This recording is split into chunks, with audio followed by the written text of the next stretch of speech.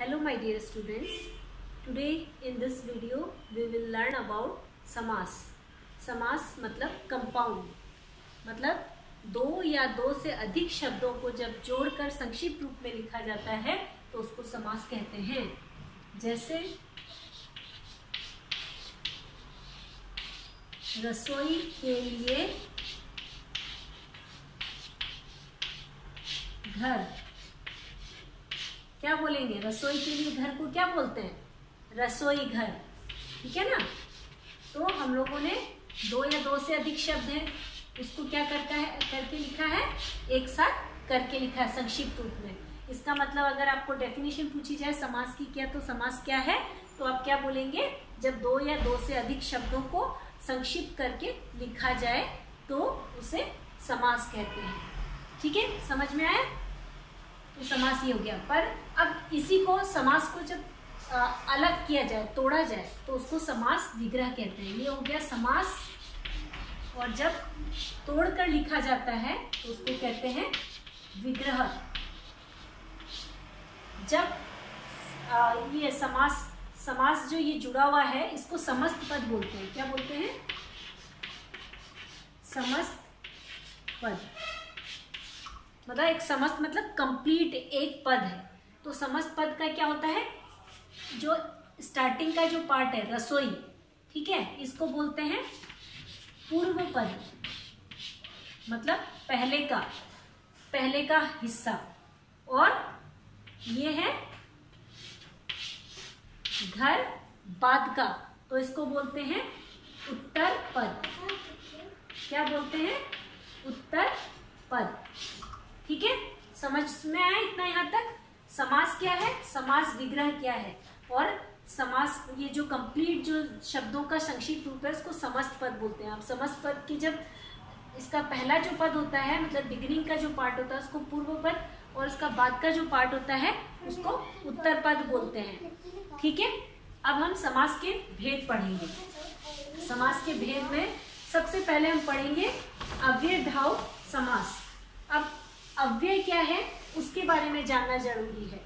अव्यय समझने के लिए, अव्ययभाव समास पढ़ने के लिए सबसे पहले अव्यय के बारे में जानना पड़ेगा। तो अव्यय क्या है? अव्यय वो शब्द हो गए जो कि लिंग,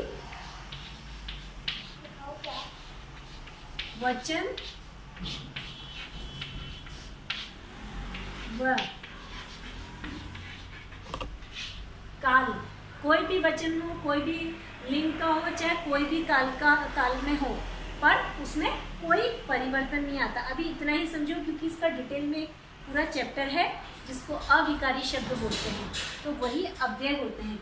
तो अविकारी शब्द में क्या हो जाते हैं? क्रिया विशेषण हो गए, समुच्चय बोधक हो गए, संबंध बोधक हो गए, और विस्मयादि बोधक शब्द, ये सब अव्यय अविकारी शब्द में आते हैं। ठीक है, ये समझ में आया?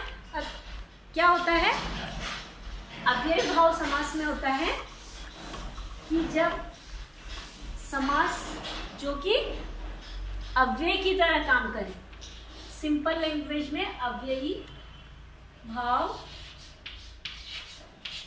समास। सिंपल लैंग्वेज में हम लोग अगर बात करते हैं, वह समास जो कि अव्यय की तरह काम करता है। जैसे कि यथा शक्ति, ये था है, हाँ, यथा, ठीक है। ये यथाशक्ति मतलब शक्ति के अनुसार।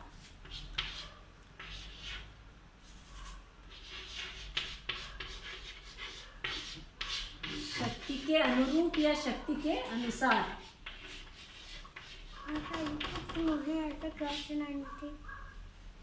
प्रतिदिन, हर एक दिन या दिन, प्रतिदिन, हर एक दिन। तो प्रतिदिन ये भी एक अव्यय है। तो इस तरह से जो शब्द, वह समास जो अव्यय की तरह काम करता है, वह क्या कहलाता है? अव्ययभाव समास। मैं ज्यादा डिटेल में नहीं जा रही हूँ, इतना समझ में है। नेक्स्ट हम पढ़ते हैं तत्पुरुष समास। तत्पुरुष समास में भी आपको एक चीज समझनी पड़ेगी, कारक। अब कारक क्या है?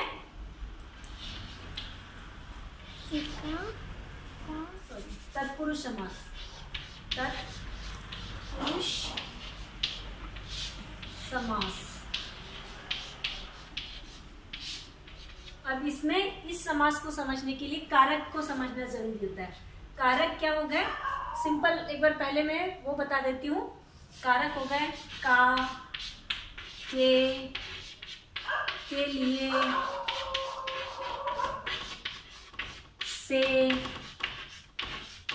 में, पर, ये सब जो है कारक कहलाते हैं। आप लोगों को मैंने पहली क्लास में पढ़ाया भी था कारक, कि कर्ता ने कर्म को करण से, ये सब क्या है? ने, से, के लिए, से, हे, हो, अरे, ये सब जितने भी हैं ये सब क्या है? कारक है। तो इस समास का एक एग्जांपल लेते हैं पहले, फिर मैं उसके बारे में डिटेल में बताऊंगी, ठीक है? तो जल्दी समझ में आएगा।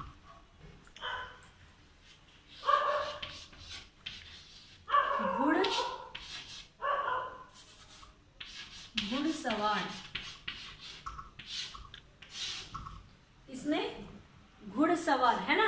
अगर इसको विग्रह करेंगे, इस समास का अगर विग्रह करते हैं, समास मतलब कंपाउंड, जब इस समास का विग्रह करेंगे तो क्या होगा?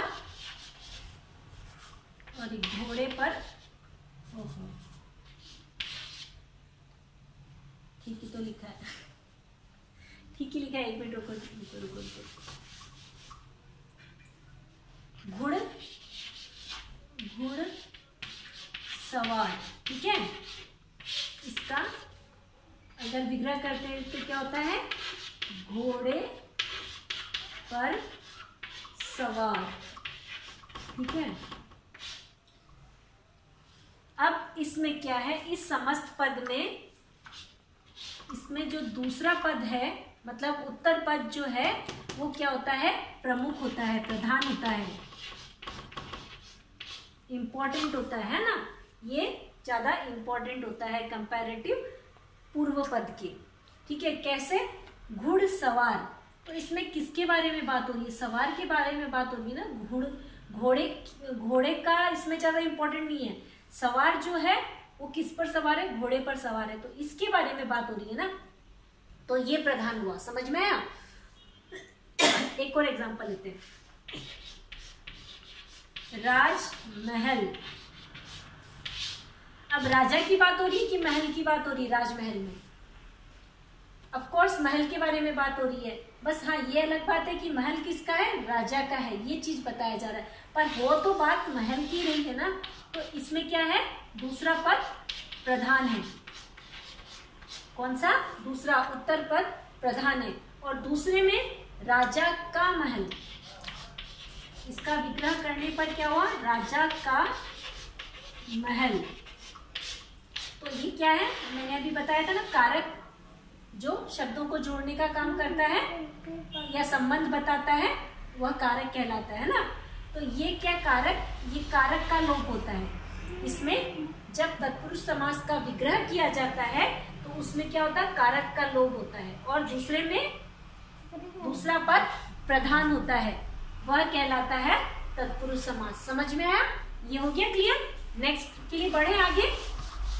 अब आगे पढ़ेंगे हम लोग कर्मधारय समास। अच्छा, अब पढ़ेंगे कर्मधारय समास। कर्मधारय समास में क्या होता है? इसमें एक पद होता है विशेषण, तो दूसरा पद होता है विशेष्य। अब विशेषण और विशेष्य क्या होता है, ये और वीडियोस में भी है और नहीं है, तो खुद बुक से भी समझ लेना। मैं फिर भी थोड़ा सा समझाऊंगी इसके बारे में। एक पद विशेषण होता है, दूसरा पद विशेष्य होता है। जस्ट सिंपल सा एग्जांपल लेते हैं, नील कमल है ना। नील कमल एक शब्द है, इसका पहला पद क्या है? नील, मतलब नीला। कमल मीन्स कमल, फूल का नाम है ना। तो इससे क्या समझ में आ रहा है? कमल क्या है? नीले रंग का है। तो कमल क्या है? विशेष्य है और नीला क्या है, विशेषण, मतलब कमल की विशेषता बता रहा है ना ये शब्द, तो ये विशेषण है। विशेषता बताने वाले शब्द क्या कहलाते हैं, विशेषण। तो जिसमें एक तो विशेषण होता है, दूसरा विशेष्य। ठीक है, समझ में आ गया ये चीज। विशेषण क्या है, विशेषता बताने वाले शब्द, और जिसकी विशेषता बताई जाती है उसको कहते हैं विशेष्य। ठीक है, तो इसमें एक पद क्या है, विशेषण, दूसरा पद है विशेष्य। और एक पद या तो एक पद विशेषण होगा, विशेष्य होगा दूसरा पद, और या फिर एक पद उपमा होगा, दूसरा पद उपमेय। उसके लिए एग्जांपल लेते हैं, मृग नयनी, मृग नयन या मृग नयनी, है ना, मृग नयन ले लेते हैं। ये थोड़ा टफ हो जाएगा क्या आपके लिए वर्ड, ठीक है कोई बात नहीं। मृग का मतलब होता है हिरण, है ना, हिरण की आंखें बहुत सुंदर होती है, तिरछी और ऐसे बड़ी बड़ी आंखें होती है। नयन का मतलब आंखें, मतलब आंखें किसके समान, हिरण के समान। इसका मतलब क्या निकला, मतलब बहुत सुंदर आंखें, हिरण के समान आंखें, क्योंकि हिरण की आंखें बहुत सुंदर है, मतलब उससे कंपैरिजन किया जा रहा है। तो ये क्या हो गया, जब कंपैरिजन किया जाता है किसके समान है, मृग के समान, तो ये वाला क्या हो गया, उपमा दी जा रही है। आंख को किसकी उपमा दी जा रही है, मृग की, मृग की मतलब हिरण की उपमा दी जा रही है। आंख को किसकी उपमा दी जा रही है, हिरण की। और किसको उपमा दी जा रही है, नयन को। तो नयन हो गया उपमेय और मृग हो गया उपमा। ठीक है, किसकी मतलब क्या चीज की उपमा मिली है, हिरण की उपमा मिली है। किसको मिली है, नयन को मिली है। तो ये हो गए उपमा और ये हो गए उपमेय। ठीक है, कंपैरिजन हो रहा है, इसमें विशेषता बता रहा है कि इसका कलर कैसा है, किस तरह का है, पर इसमें उसके समान बताया है, मतलब हिरण के समान आंखें के समान, है ना। तो इसमें कंपैरिजन हो रहा है, मतलब इक्वलिटी बताई जा रही है, फर्क है इसमें। हाँ, ये नीला रंग का कमल है और इसमें क्या है, उससे मतलब इक्वलिटी बता रहे हैं कि जैसे एक और एग्जांपल लेते हैं, चंद्रमुख, चंद्रमा के समान मुख, है ना। तो चंद्रमा के समान बता रहे हैं, मतलब उसके इक्वल बता रहे हैं कि मुख किसके समान है, चंद्रमा के समान, क्योंकि चंद्रमा को हम सुंदर के कंपेयर करते हैं ना।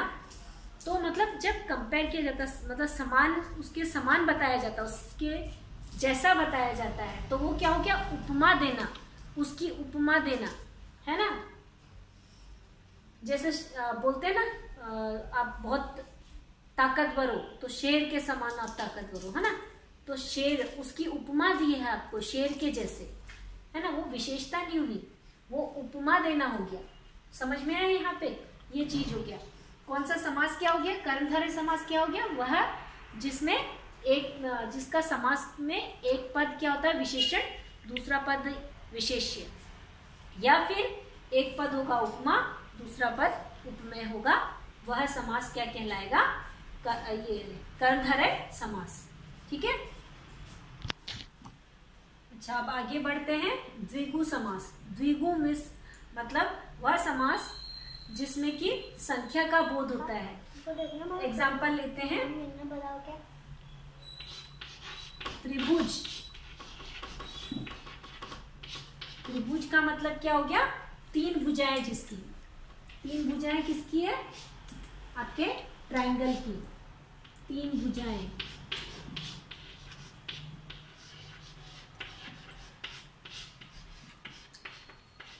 ठीक है, वैसे ही चतुर्भुज, त्रिभुज, चौराहा,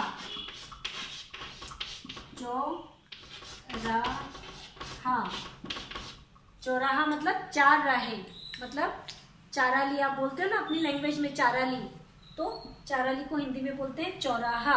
चार राहें जहां मिलती है वह हो गया चौराहा।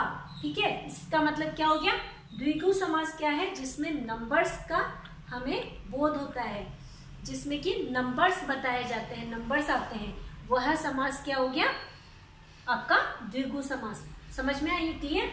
यहाँ तक फिर से एक बार बताऊं, फिर से अव्यय भाव समास क्या हो गया, इसमें अव्यय है तो इसमें अव्यय होना पड़ेगा, इसमें क्या समास अव्यय की तरह काम करता है। ठीक है, तत्पुरुष समास में क्या होता है, दूसरा पद प्रधान होता है, क्या होता है, दूसरा पद प्रधान होता है। एग्जाम्पल लिख देते हैं, याद रह जाएगा। राजमहल, घुड़सवार, है ना। यथा शीघ्र, प्रतिदिन,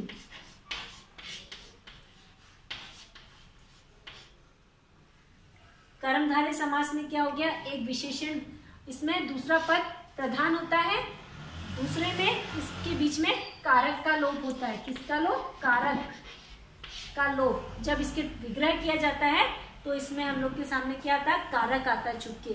जैसे राजा का महल, घोड़े पर सवार, इसमें पर है, इसमें का कारक है, ठीक है, और दूसरा पद प्रधान होता है, ठीक है। इसी तरह से आगे बढ़ते हैं। कर्मधारय समास में एक विशेषण, दूसरा विशेष्य, एक उपमा, दूसरा उपमेय होता है। एक विशेषण, दूसरा विशेष्य, एक उपमा, दूसरा उपमेय, ठीक है। अब द्विगु समास में क्या है, ये संख्या का बोध कराता है। क्या कराता है, संख्या, संख्या का बोध कराता है। आगे बढ़े, द्वंद्व समास। द्वंद्व समास में दोनों ही पद प्रधान होते हैं। क्या होते हैं, यहाँ पे बहुत संख्या। द्वंद्व समास में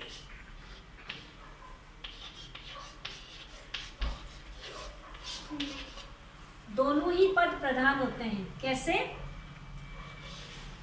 माता, पिता, उतार, चढ़ाओ। इसमें ये क्या लगाया मैंने, इस चिन्ह को क्या बोलते हैं, डैश नहीं, योजक चिन्ह। क्या बोलते हैं, योजक चिन्ह। एक तो इसकी पहचान क्या होती है, दोनों ही पद प्रधान होते हैं, दूसरे में इन दोनों के बीच में किस चिन्ह का प्रयोग होता है, योजक चिन्ह का प्रयोग होता है। दूसरे में हाँ, ये प्रधानतः, हाँ, जब ये योजक चिन्ह को हटाया जाता है, या तो इसमें या और छुपा हुआ रहता है। जैसे माता और पिता, उतार या चढ़ाओ। समझ में है, तो ये हो गया आपका द्वंद्व समास। अब लास्ट समास है क्या,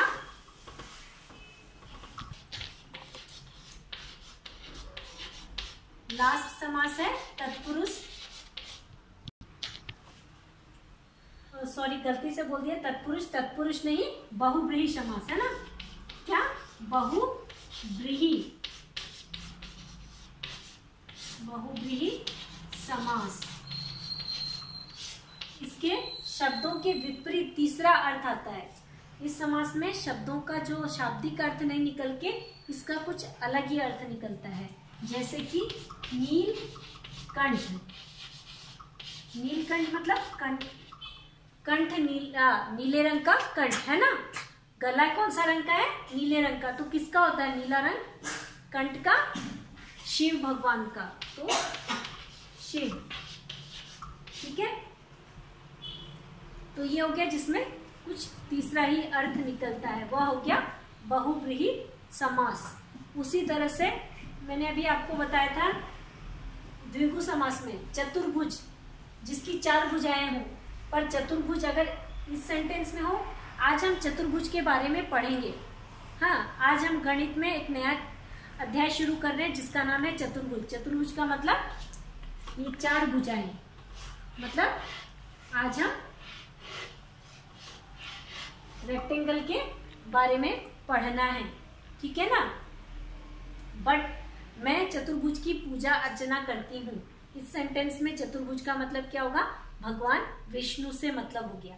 तो यहाँ चतुर्भुज का मतलब क्या हो गया, ये कौन सा समास हो गया, बहुव्रीहि समास हो गया। समझ में आया, मैं लिख देती हूँ चतुर्भुज, चतुर्भुज, ठीक है। चतुर्भुज का मतलब ये बहुव्रीहि समास में भी आएगा और द्विगु समास में भी आएगा, क्योंकि इसमें संख्या का बोध है, बट सेंटेंस के ऊपर है कि ये किस तरह से प्रयोग किया गया है। ये 4 भुजाओं के लिए किया गया है या भगवान विष्णु के लिए इसका प्रयोग किया गया है, तो उसके आधार पर इसका समास हम लोग को पता करना पड़ेगा। समझ में आया? जैसे पीताम्बर, पीताम्बर भी एक एग्जाम्पल और है, जिसमें पीला अंबर मतलब पीला वस्त्र। अंबर का मतलब यहाँ पे आसमान से नहीं है, अंबर का मतलब यहाँ पे क्या है, कपड़े से है। तो वस्त्र, पीला रंग का वस्त्र। जब आज मैंने पीताम्बर पहने हैं तो मैंने पीले रंग के वस्त्र पहने, पर जब मैंने कहा कि आज मुझे पीताम्बर का पूजा करनी है तो मतलब भगवान की पूजा करनी है। तो सेकंड वाले में इसका मतलब हो गया बहुव्रीहि समास, और पहले वाले में था इसमें विशेषण और विशेष्य बता रहा है, तो ये क्या हो गया, कर्मधारय समास। समझ में आया? तो दोनों में मैंने डिफरेंस भी बता दिया, कर्मधारय समास और बहुव्रीहि समास में, और द्विगु समास और बहुव्रीहि समास में, है ना। वो सेंटेंस के ऊपर होता है, थोड़ा सा सेंटेंस को ध्यान से पढ़ोगे तो समझ में आ जाएगा। तो ये चैप्टर हम लोग का खत्म है,